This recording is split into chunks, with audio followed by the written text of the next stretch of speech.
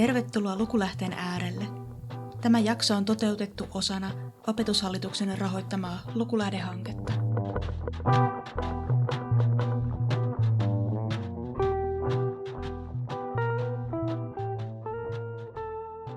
Moikka ja tervetuloa taas Lukemisen lähteille.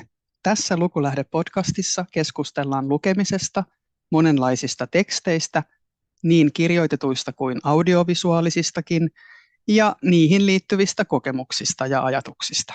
Mä olen Saana ja toimin tämän podcastin toisena hostina yhdessä Akin kanssa. Edellisessä jaksossa Aki keskusteli kuvittajana työskentelevän Anne Muhosen kanssa ja hän antoi lukuvinkiksi Mikko Kalajoen lastenkirjan Almus, tänne tuloa, terve. Tähän jaksoon Lukulähteen vieraaksi on saapunut ohjelmistosuunnittelijana työskentelevä Tero Tanttu. Tervetuloa Tero ja kiva kun pääsit mukaan. Kiitoksia kutsusta. Kiitos kun tulit ja moikka munkin puolesta. Mä oon tosiaan Aki. Sä Tero tosiaan toimit ohjelmistosuunnittelijana, niin mitä ohjelmistosuunnittelija siis oikein tekee työkseen? Mistä se sun työ koostuu? Mitä on ohjelmistosuunnittelu? No nimikin jo vähän paljastaa, mutta suunnittelee, kuuluu ihan ohjelmistokehittämistä ja sitten ihan testaamista. Ja omaan työkuvaan tietysti kuuluu kaikkia kolmea näistä. Nykyisessä työpaikassa on tietysti vähän niin kuin oma osaaminen kohdistunut selainpuolen tekniikoihin, eli mä oon sitten enemmänkin siellä päässä tekemässä asioita. Näitä kolmea kuitenkin, mitkä juuri mainitsin. Joo. Onko sun työvälineenä siis, mä oon kuullut siis sellaisia käsitteitä kuin front-end ja back-end. Teet sä jompaa kumpaa niistä ja koodaat sä siis? Tarkoittaako se ohjelmistosuunnittelu myös sitä, että sä ihan koodaat ja testaat sitä koodia? Eli selainpuoli on nyt tämä front-end. Eli se kaikki, mikä näkyy selaimessa tai sille loppukäyttäjälle, niin se on se minun puoli. Ja se suunnittelu ja ohjelmistokehitys on juuri sitä käytännön tekemistä, eli koodin kirjoittamista näin ollen. Ja sitten testaus tulee tietysti ihan siinä, että pitää käytännössä testata, jos joku ominaisuus on toteutettu, että se varmasti toimii. Ainahan tämä ei tietysti valitettavasti toteudu, mutta näin se kuuluisi mennä. Päkkäripuoli on sitten tätä palvelinpuolta, eli se ei ole niinkään meikäläisen hanskassa, mutta jonkin verran on sitäkin tehnyt. Joo, nämä oli hyviä selvennyksiä. Mikä sun työssä on kiehtovinta tai antoisinta tällä hetkellä? No, ehkä lyhyesti ja ehkä vähän kliseisesti sanottuna, ehkä se itsensä kehittäminen, mutta sitten uusia asioiden tekeminen. Nämä on ne kaksi ehkä, mitkä eniten nousee tähän kysymykseen. Mutta sitten ihan myöskin se, että oman loogisen ajattelun kehittyminen ja parantaminen, eli miten nopeasti niin kun oma tämmöinen havainnointi ja asioiden keksiminen tapahtuu. Eli jos mulle annetaan joku toimeksianto, niin miten nopeasti mä pystyn sen logiikan siihen omassa päässä miettimään ja tällaiset asiat. Joo, kiinnostavaa. Voisiko ajatella, että ei ole kahta samanlaista työpäivää ehkä tuossa työssä vai miten se menee, se työviikko? No sehän vähän riippuu, mitä on työn alla. Joskus semmoista hyvin niin kuin puuduttavaa, voisi sanoa, että vähän semmoista koiran tai apinan homma, että pitää vaan tehdä jotain ja toistaa. Sitten joskus saa niin kuin ihan vetästä pakin levälle ja kehitellä ihan kaikkea uutta ja hienoa. Toi on kyllä tosi kiinnostava maailma, että miten tämmöisestä abstraktista ideasta tai jostain tarpeesta sen koodarin päässä syntyy se ajatus, joka sitten sen koodin kautta visualisoituu sille loppukäyttäjälle jonkinlaiseksi tuotteeksi, niin on kyllä itse en tunne maailmaa ollenkaan, niin jotenkin tosi jännittävä ajatus. Me Lukulähteessä on puhuttu, tai puhutaan tässäkin jaksossa, mutta me tietysti ollaan aika pitkälti tämmöisen niin kuin luonnollisen kielen äärellä, perinteisen kielen äärellä, mutta sullahan tavallaan työkielenä on myös se koodi, jota sun pitää niin kuin ymmärtää ja käyttää. Ja sen lisäksi sä ilmeisesti oot muusikko, eikö näin? tai ainakin harrastat musiikkia, ollaanko ymmärretty oikein? No vahva harrastus kyllä löytyy. En voi sanoa ammattimuusikoksi itseäni millään muotoa. Mutta vahva harrastus kuitenkin. Mun mielestä, mä en ole kummankaan näiden asiantuntija, niin mun mielestä tietyllä tavalla koodi ja musiikki on toistensa kaltaisia kieliä ja sitten toisaalta ei ehkä ole. Niin miten sä ajattelet sä niin kuin koodia, koodaamista ja sitten taas niin kuin musiikkia tämmöisenä niin kuin kokonaisuutena niin kielinä? Tai onko se niin kuin sulle jonkinlaista tämmöistä lukemista tai tarinankerrontaa? Kyllä pistit vaikean kysymyksen tähän alkuun, mutta kun mä itse puhun koodista ja ehkä niin kuin koodauksesta nyt, jos voi lainasanoissa tai lainausmerkissä sanoa, niin mä tarkoitan sillä ohjelmistokoodia. Ja se on niin kuin yksinkertaistettuna niin kuin tapaa kuvata toiminnallisuus ihmisille luettavalla kielellä. Ja sitten tietokone tietysti tulkkaa ja suorittaa sen, mitä koodissa haetaan. Ja sitten tämä vielä viedään siihen suuntaan, että kun ei ole yhtä koodia, vaan on sitten ohjelmistokieliä, niin mä en voi puhua niin kuin yksittäisenä koodina sitä koko kokonaisuutta. Ja musiikki taas, miten se nyt sanoisi, mä en osaa oikein rinnastaa niitä toisiinsa, mutta mulle se musiikki on semmoinen yksi keino rentoutua ja nauttia elämästä. Ehkä tapa niin kuin ilmaista itseään musiikillisen kielen voimin. Ja sitten tietysti tässä välityksenä toimii vielä soitin ja minä itse soittajana. No sitten se tarinankerronta tai lukeminen, niin kun se on niin kuin koodikin on ihmiselle luettavaa, niin kyllähän sitä voi ajatella lukemisena, mutta en mä sitä hirveästi tarinana ajattele. Siinä on nippuohjeita, joita mä annan tietokoneelle, että tämän mukaan teet asiat, niin se on hyvä, jos se toimii sitten ja suorittaa sen oikein. Ja musiikki, mä ehkä ajattelisin enemmänkin tarinankerronnan välineenä kuin että se itse olisi niin kuin tarinaa. Tietysti joku enemmän musiikkiin perehtynyt voi olla tästä eri mieltä.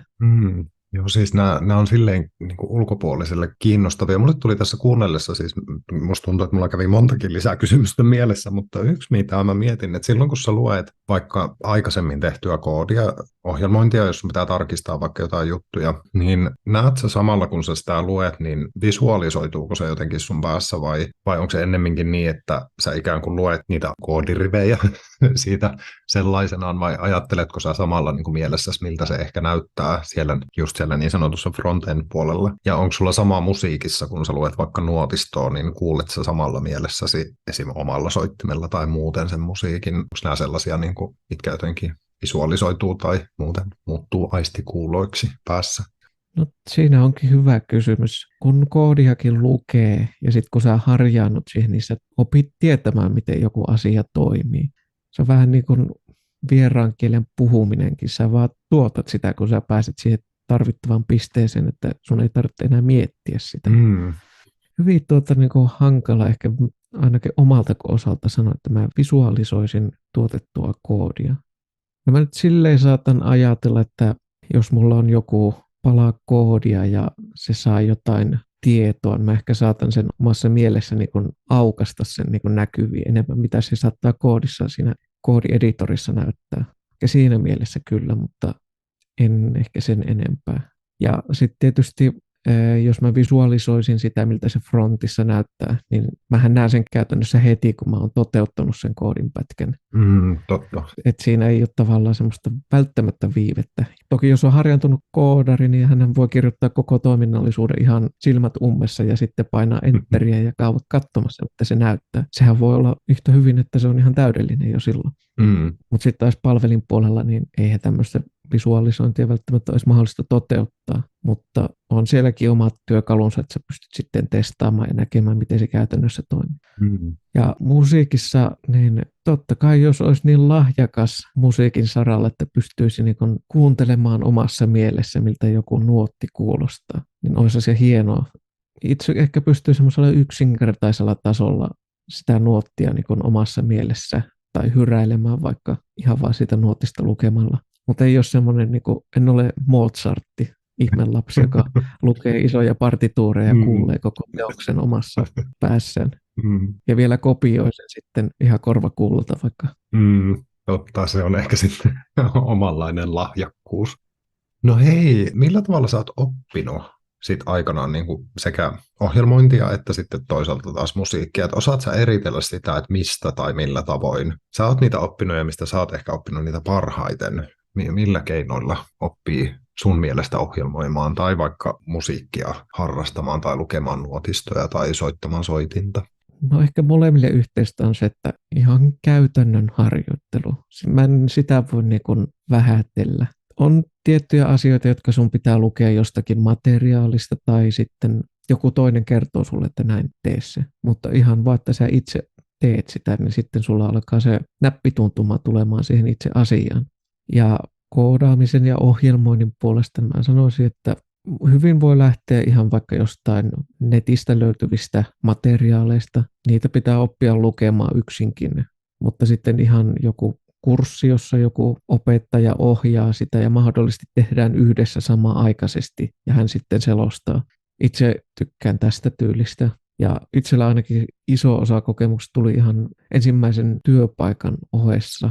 Eli silloin joku kokeneempi koodari saattoi ihan kädestä pitäen näyttää, että teen näin tai kommentoi sitä mun tehtyä koodia, että tämän voisi tehdä paremmin. Ja näissä molemmissa on vähän musiikissa ja koodaamisessa, että tekemisen kautta. Itsekin aloitin soittamisen joskus vajaa 12-vuotiaana ja ihan vaan soittotunnille ja sieltä lähdettiin pikkuhiljaa. Ei ollut mitään aikaisempaa nuotinlukukokemusta ja sieltä se vaan lähti nousemaan. Joo, täällä itse just mietinkin kysymystä tuohon, että miten kauan oot sitä musiikkia harrastanut, mutta tässä se vastaus tulikin ja jotenkin niin kuin ehkä lohdullistakin ajatella, että ei välttämättä niin kuin alle kouluikäisenä tarvitse jotain soittamista aloittaa, vaan ehkä sitten vähän myöhemminkin lapsena ehtii vielä hyvin lähteä soittotunnille vaikkapa ja harrastamaan. Niin kai se vähän riippuu, miten paneutunut ja halukas on oppimaan. Omalla kohdalla se lähti ihan omasta halusta. Tietysti näin jälkikäteen ajatellen, niin olisi voinut toivoa, että olisi päässyt jo 5-vuotiaana, että olisi saanut etumatkaa siihen hommaan.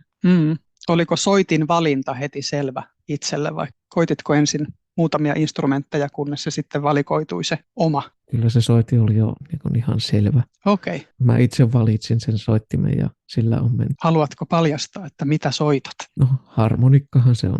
Noniin, hieno homma. Hei, mutta jos vielä palataan tuohon työhön ja ohjelmistokehittämiseen, niin kerrotko vielä, miten sä oot päätynyt nykyiseen työhösi? No, siinä on pieniä mutkia ollut, ei mitään hirveän suuria, mutta jos nyt vaikka aloitetaan siitä, että mulla oli jo, sanotaan alakouluikäisenä jo vähän semmoinen kutina, että mä tykkäsin niin kuin tietokoneista ja niiden parissa työskentelystä, mutta näihin aikoihin mä sitten aloitin myös sen harmonikasoiton, niin silloinhan mä ajattelin, että tästähän tulee vielä soittamisesta jonkin sortin ammatti. Ja lukiossakin päädyin ihan niin kuin taidelukioon. Sitten ajattelin, että kyllä se vielä ehkä se ammatti tästä voisi tulla, mutta sitten lukion viimeisinä vuosina alkoi olla vähän semmoinen, että se voi olla vähän riskaa peliä lähteä tuohon ammattiin, että se ei välttämättä elätä. Ja silloin ei ollut vielä ihan tämä ohjelmointi ja koodauspuoli niin kuin se ensisijainen. Siinä välissä ehti myös vähän niin kuin yhteiskuntatieteet alkaa kiinnostamaan. Mä ajattelin, että lukion jälkeen vaihtoehtona voisi olla myös lähteä opiskelemaan historia- ja yhteiskuntaoppia, että olisi tullut ihan opettaja. Mutta sekin sitten karjuutui, kun ei nuo ylioppilaskokeet mennyt ihan parhaimmalla tavalla. Mutta sitten nousi se taas tietokoneet ja sieltä sitten vähän tutkin asiaa ja tämmöinen ohjelmistokehittäminen voisi olla vaihtoehto, niin sitten en heti suoriltaan päässyt kouluun, mutta sitten välivuoden jälkeen pääsin. Ja siinäkin oli vielä hassua se juttu, että pääsykokeessa piti tehdä tämmöinen motivaatioessee. Joo. Ja ei niin kuin mukamas ensimmäisellä kerralla ollut tarpeeksi niin kuin asiaa siinä esseessä, oli ilmeisesti sivumäärä. Ja jäi semmoinen kuva, kun mä jälkikäteen että tiedusteli opettajalta, että se lyhyestä esseestä se jäi kiinni, niin en sitten päässyt. Ja seuraavana vuonna sen saman esseen ja kirjoitin sitten sen ihan täyteen kaikkea, mitä mä ajattelin. Ja sitten mä pääsin. Hieno homma ja justiinsa tuolla lailla, että ei ole välttämättä se suorin reitti todellakaan kaikilla, vaan sitten vähän niin kuin sanoit mutkien kautta, mutta sittenkin voi löytyä se oma juttu ja oma ala, jolla sitten sen leipänsäkin tienata. Ja toi musiikkihan on hieno juttu, että vaikkei sitä ammatikseen tee, niin se voi kuitenkin kulkea hienona osana arkea ja just semmoisena niin kuin hyvänä ja hienona harrastuksena joka tapauksessa. Joo, ja mulle se musiikki on, niin kuin, mulla on ihan niin kuin tavoitteellinen. Se on ihan tavoitteellinen harrastus, eli mulla on jotain tavoitteita, mitkä mä yritän ajan saatossa sitten toteuttaa tälläkin hetkellä. Niin justi. Ja puhuit aiemmin tuosta, niin kuin, että ohjauksessa tai jotenkin opetuksessa otetaan asioita hanskaan, niin käytkö tällä hetkellä siis musiikin saralla opetuksessa, ohjauksessa vai onko se ihan itsenäistä soittamista? Ihan opettajan ohjauksella. Niin just. En voi myöntää, että osaisin vielä kaikkea mahdollista. Niin, kyllä. Kuten koodaus tai ohjelmointi, niin myös tämmöinen niin kuin musiikin harrastaminen ja soittaminen, niin tässä taas huomataan, että itselle niin kuin semmoisia jotenkin vieraita ja uusia asioita, niin silläkin on mielenkiintoista kuulla näistä.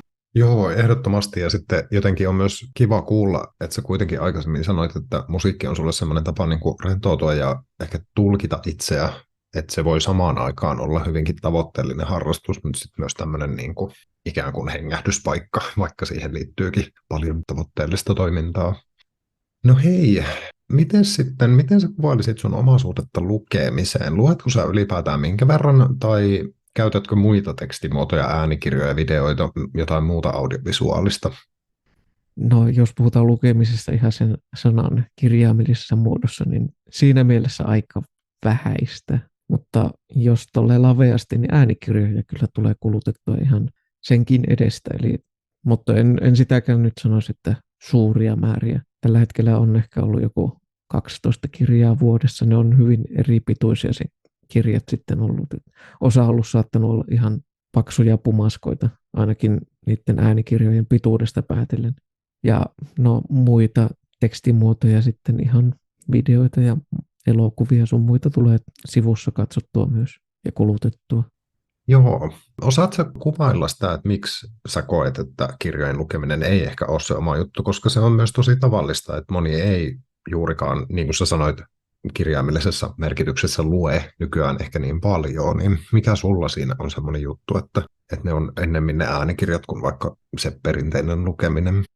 No mä veikkaan, että siellä on aika monta syytä. Ensimmäinen on ehkä silloin alakouluaikoihin meillä ainakin oli yhdessä koulussa, jossa itse olin, niin lukudiplomit. Ja ne oli erään lailla niin kuin pakollisia, eli piti suorittaa joku minimimäärä siitä diplomista vuodessa. Ja mä koin sen ihan pakkopullana. Ja se ei niin kuin yhtään edistänyt mun niin kuin halua lukea kirjoja. Aina kun jotain pakolla piti tehdä, niin ei.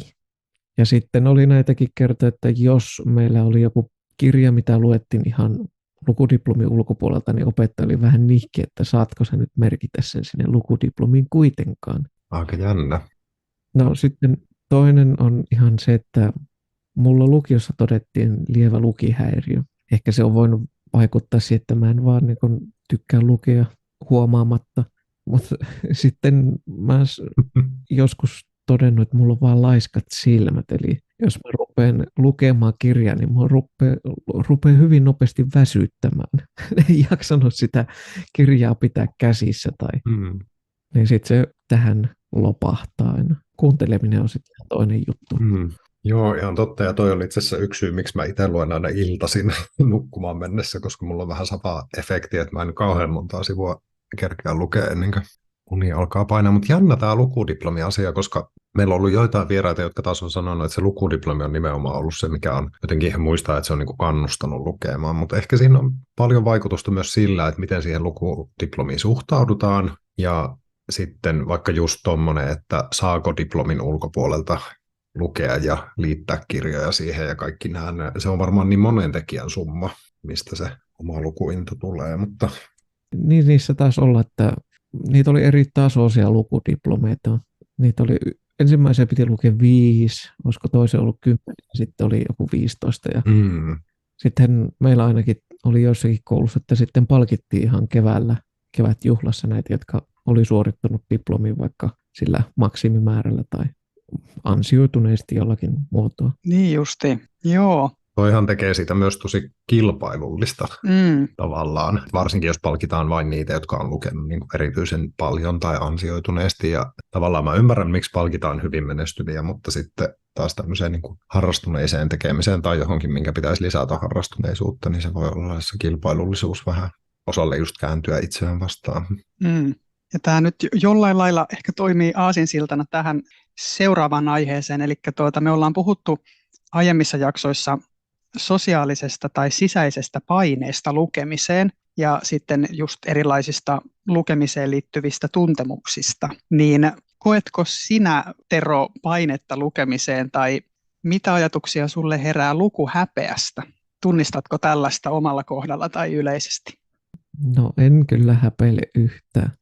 Ehkä silloin alakoulussa ne lukudiplomien kanssa, ne oli semmoisia, että kun ei vaan kiinnostanut, niin siitä ehkä vähän saattoi olla semmoista painetta nimenomaan siihen lukemiseen, mutta ei mulla nykyisin ole mitään lukemiseen liittyvää häpeää. Ei vaikka oma kirjamaku saattaisi olla huono, niin en välitä. Ei minun tarvitse olla lukenut jotain Dostojevskin Rikos ja rangaistus, tai jos mä en halua, niin ei se minun menetys ole.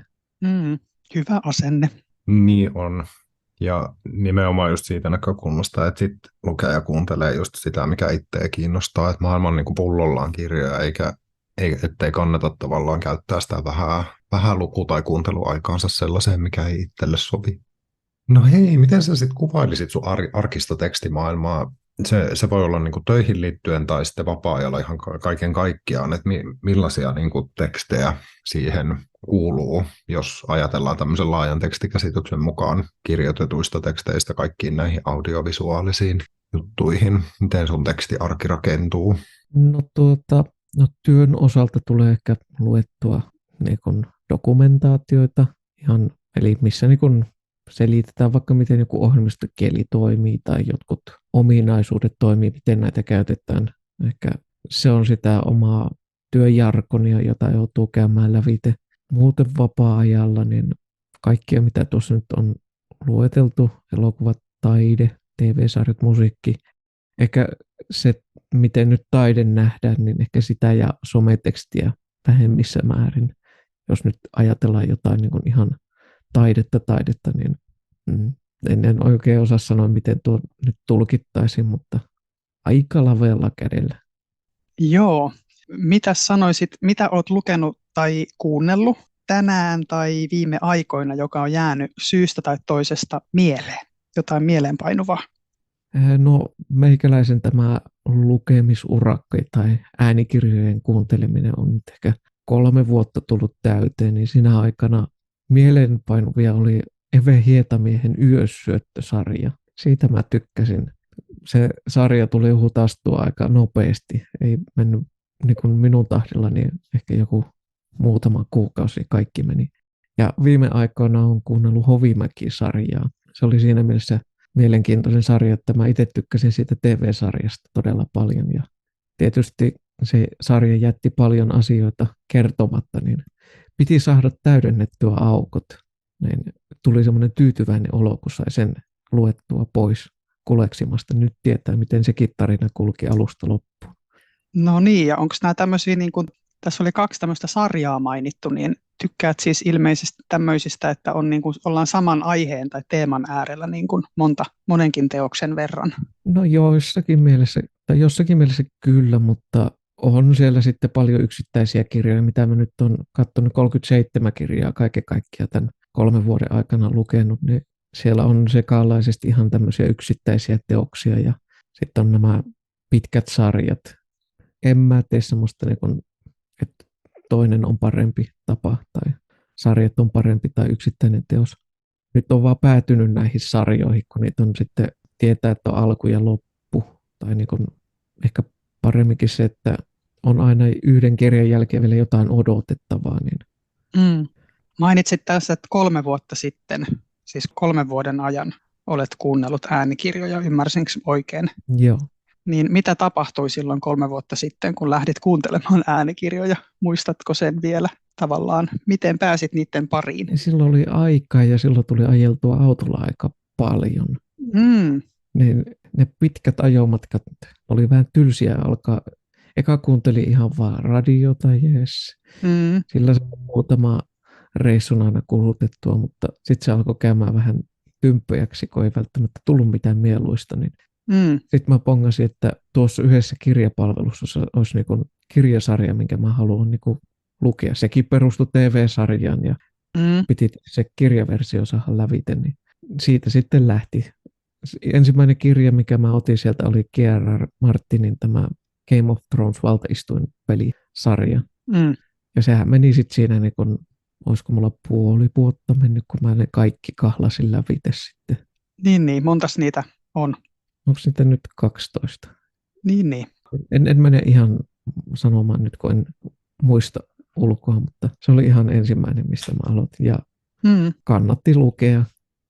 Meinasin just kysyä, että suosittelisitko, koska TV-sarjan on kyllä katsonut, mutta kirjoja en ole kuunnellut tai lukenut. Niin... Kyllä se kirjasarja on ihan valtavasti parempi. Joo. TV-sarja meni ehkä vähän sen 4. tuotantokauden jälkeen omille raiteilleen. Joo, puhumattakaan ihan viimeisistä kausista. Niin, mutta vielähän tässä odotellaan niitä 2 viimeistä kirjaa, katsotaan saadaanko. Niinpä. Joo, mä kyllä tunnistan ton tavallaan tai mä huomaan itse, että mä joskus koukutun johonkin sarjaan. Että saattaa jopa ihan sattumalta kuunnella jonkun sarjan ensimmäisen osan tai sitten ihan tietää jo aloittaessaan kuuntelemaan, että tästä on useita kirjoja, niin siinä saa tavallaan pitkään viettää samassa maailmassa ja samojen henkilöhahmojen kanssa, niin siinäkin on oma viehätyksensä. Joo, ja sitten kun vaikka mulla on ollut TV-sarja yleensä nyt tässä pohjalla, että sit mä oon innostunut siitä, niin vaikka se kirjasarja on tietysti kirja itsessään vielä tarkempi, kun se kuvailee hahmoja, niin sulla on jonkinlainen piirtynyt kuva, miltä se voisi hahmo näyttää, niin se ehkä vähän helpottaa myös sitä tarinan kuuntelua ja seuraamista sen kirjan pohjalta. Totta.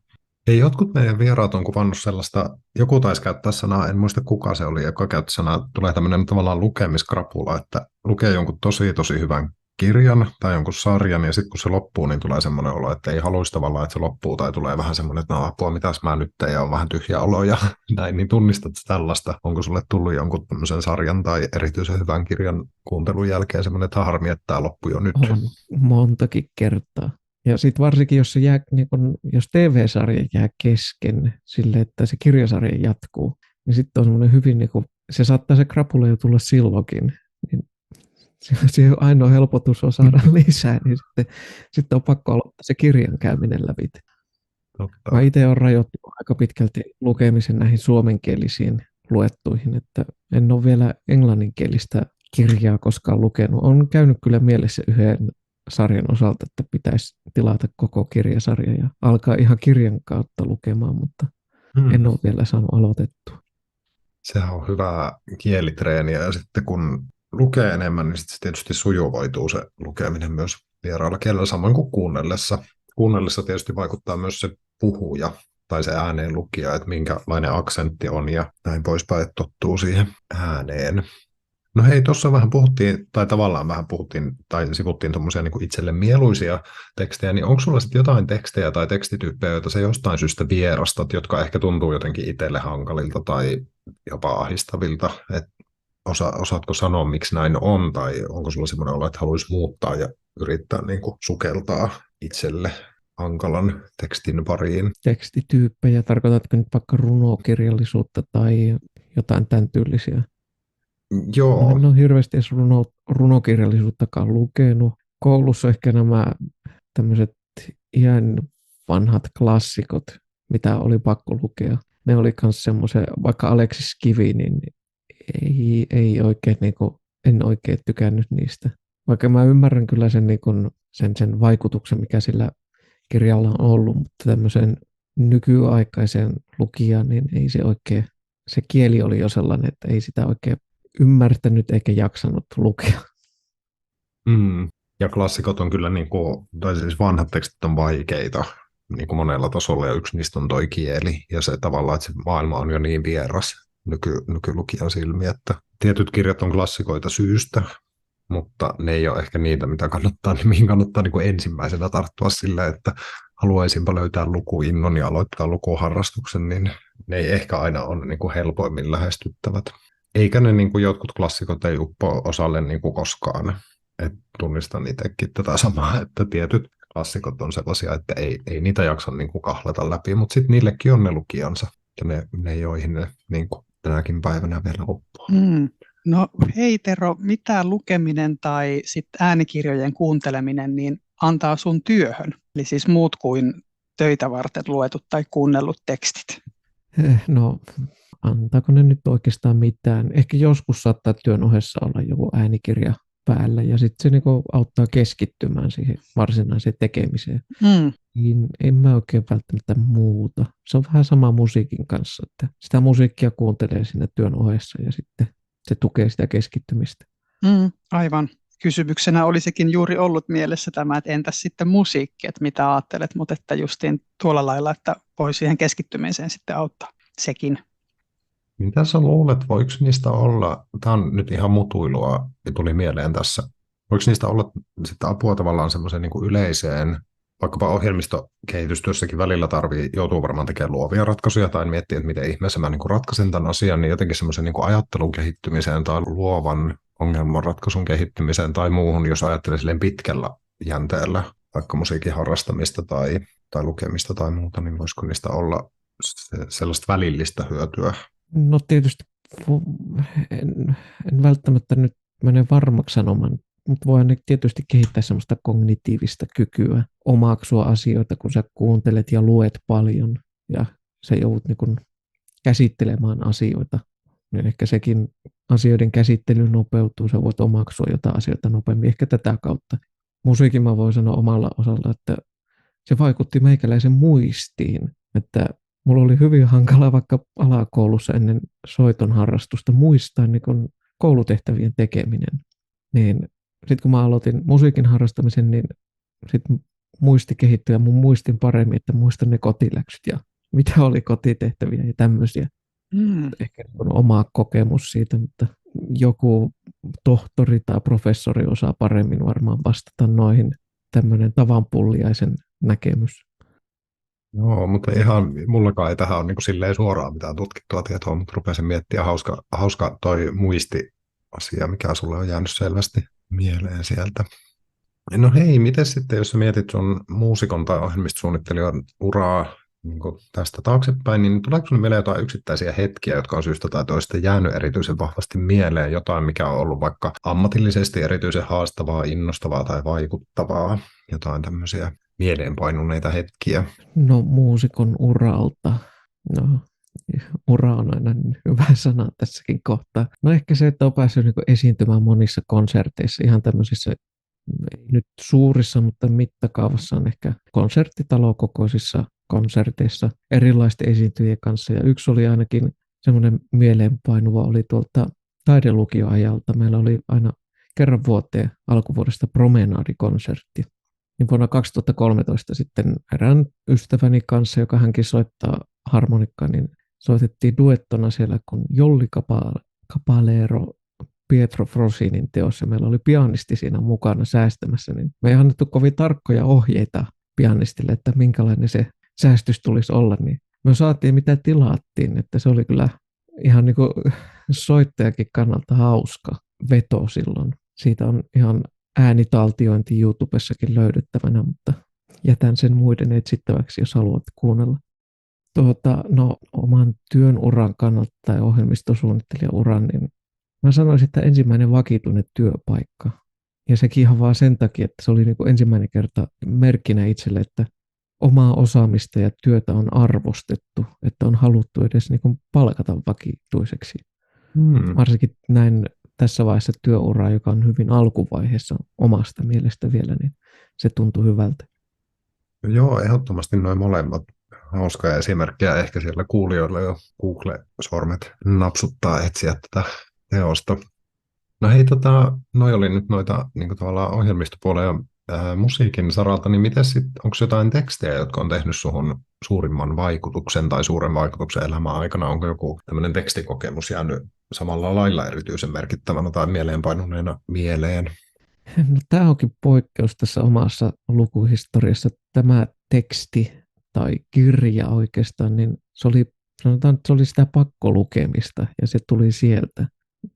Meillä oli 8. luokalla yläkoulussa annettiin 2 kirjaa vaihtoehdoksi. En muista mikä se toinen oli, mutta se mikä itselle osui kohdalle oli Tuija Lehtisen Traktori. Ja se oli ensimmäinen kirja, jonka mä luvin, niin kun mä pääsin siihen kiinni kirjaan, niin se meni niin kun 2-3 päivässä. Ja se tuntui itseltään niin kuin aika isolta asialta, varsinkin kun ei muuten tykännyt lukea yhtään, mutta se kirja nappasi mennessään. Joo. Osaat sä, tai muistat sä, mikä siinä oli se, mikä sut niin jotenkin sieppasi siihen tarinan maailmaan, varsinkin kun ei ole ollut niin tottunut lukija, niin No, en tietenkään voi sanoa, että samaistuttava päähenkilö, mutta ehkä se, että se henkilö oli kohtuu lähellä niin kuin iän puolesta kuin mitä itse olin silloin, niin ehkä se. Ja se oli muuten vain erittäin niin kuin hauska kirja lukea. Että siinä sai niin kuin välillä nauruakin pidättää, kun sitä joskus silloin koulussa luettiin vielä tunnillakin. Ootko tämmöisiin niin sanotusti nuorten kirjoihin myöhemmin tai niin kuin aikuisiällä? Ootko palannut tai ootko niitä kuunnellut tai lukenut? En ole. Joo. Ei ole ollut semmoista mielenkiintoa, että Aivan. No sitten tämmöinen kysymys, että onko niin kuin lukemisen merkitys tai lukemisen tapa muuttunut omalla kohdalla jotenkin vuosien aikana? no ja tässä on monta kertaa esille tullut se, että ei silloin nuorempana lukeminen kiinnostunut yhtään, mutta nyt viimeiset 3 vuotta se on ollut ihan äänikirjojen osalta mukavaa puuhaa. Tietysti olihan siihenkin aikaan niin jo äänikirjoja, mutta ei ollut semmoista ehkä niin helposti saavutettavaa palvelua tai yleensäkin, mistä niitä äänikirjoja pystyi saamaan muuta kuin kirjastossa ja nekin oli CD-levyn muodossa. Niin Niinpä, maailma on muuttunut hyvään suuntaan tässä mielessä. on kai. Mm. Kai jotkut vähän on toista mieltä, että kyllä se varsinainen lukeminen olisi parempaa kuin kuunteleminen, mutta mulle se on jo parempi, että mä edes kuuntelen sitä teosta, oli se sitten äänikirja tai kirja. Mm. joo, ehdottomasti samaa mieltä siinä, että jos vaihtoehtona on se, että ei ikään kuin lue ollenkaan sen sijaan, että sitten kuuntelee kirjoja, niin mä oon kyllä samaa mieltä, että mieluummin äänikirja kuin ei ollenkaan mitään kirjoja elämään. No hei, tässä ollaan just tätä sivuttu niin kuin edellisessäkin kysymyksessä, että perinteisessä mielessä sä et lue paljon kirjoja, niin onko sulla mielessä jotain näkökulmia tai toki ne voi olla myös ihan vinkkejä, että mikä voisi innostaa ihmisiä sit erilaisten tekstien äärelle, onko yksi esimerkiksi nämä äänikirjapalvelut, että siellä voi olla tekstien äärellä, mutta tuleeko sulle muuta mieleen sellaista, että niin kuin sun lähtökohdista käsin ajatuksia? No ei varsinaisesti, mutta voi ainakin yrittää perehtyä niin kuin vaihtoehtoihin, mitä voisi olla. Että oli se sitten jotain äänikirjoja tai jotain muuta. Ei mulle silloin nuorempana tullut mieleenkään. Ja mä veikkaan, että silloin ehkä koulussa oltiin niin tiukkana, että ei niitä äänikirjoja välttämättä olisi laskettu siihen lukemiseksi. Että sen suhteen en mä oikein pysty antaa hyvää vinkkiä tuohon tämän parempaa. Toi oli musta tosi hyvä, ja sitten mä mietin sitä, minkä sä itse asiassa itse sanoit aikaisemmin, että sulla on ollut tiettyjä sarjoja, joista sä sitten, kun sä oot ruvennut niin kuuntelemaan vaikka äänikirjoja tai vähän innostunut lukemaan, niin sitten tavallaan niin niiden kautta myös, että onkin halunnut sen saman, niin sekinhän voisi olla myös, että hakeekin sitten luettavaksi jotain, joka on vähän jo itselle tuttua ja tietää, että ainakin on kiinnostunut ja tykkää. Niin. No, se on ainakin hyvä vaihtoehto. Silloin on jotain tarttumapintaa. Tarina on jo osittain ainakin tuttu. Toki niissäkin voi joskus olla silleen, että jos se tarina on kovin vanha ajallisesti, niin voi olla, että se kirja ei olekaan niin mukaansa tempaava. Mutta kannattaa kokeilla. Joo, ja on siellä ihan semmoisia poikkeuksia, että vaikka siinä J.R.R. Martininkin sarjassa, niin on siellä joitakin kohtia, missä se TV-sarja ehkä pikkasen vetäisi pitemmän korren, mutta ei se niinku sitä kirjasta yhtään huonompaa tee. Sitten on ne jotkut enemmissä määrin, että se kirja vie taas asioita vielä paremmin. Niinpä, joo. Hei, tuossa aiemmin kerroit, että tämä äänikirjan kuunteluharrastus lähti liikenteeseen siitä, että autossa istuen kuuntelet kirjoja, niin miten tällä hetkellä, eli millä tavoilla tavallaan kuuntelet niitä äänikirjoja? Onko jotain eri juttuja tai eri tilanteita siinä arjessa, jossa se on niin kuin siinä mukana? No nyt voi olla ihan vaan, että jos on tylsää, niin mä laitan äänikirjan päälle ja nostan jalat pöydälle ja rupean kuuntelemaan. Että ei tarvitse välttämättä tehdä mitään erityistä siinä samalla, Ei, ja, että voi vaan keskittyä siihen kuuntelemiseen. tai sitten ihan joskus ruoanlaiton yhteydessä on mukava kohdata perunoita, niin menee aika vähän joutuisammin. Ei huomaa yhtä, kun on 2 kiloa pottuja kohdita. Kyllä vaan. Hei, meillä on ollut tapana tässä podcastissa se, että vieraat jakaa jonkun kirja- tai tekstivinkin kuulijoille. Sä oot tässä maininnut jo useampia juttuja, mutta olisiko vielä jotain, jonka haluaisit vinkata meidän kuulijoille? No, mä ehkä sanoisin, että kyllä se Tuija Lehtisen Traktori on. Jos mä haluaisin sanoa vähän vielä erilaisemman, niin mä sanoisin ehkä, että Juha Vuorisen Juoppohullupäiväkirja, mutta kyllä mä se Traktorin sanoisin ehkä mieluummin. Kyllä vaan, napataan se ylös tänne meidän vinkkien joukkoon. Mutta hei, oli tosi mukava, että tulit Tero mukaan Lukulähteelle. Kiitos paljon sulle ja hyvää syksyn jatkoa. Ja kiitoksia kutsusta, oli ihan mukava jutella kirjoista. Ihan jo niin kun ei ole ikinä ollut tämmöistä mahdollisuuttakaan. Joo, ehdottomasti. Kiitos Tero munkin puolesta. Tosi kiva, kun pääsit mukaan. Joo, kiitos.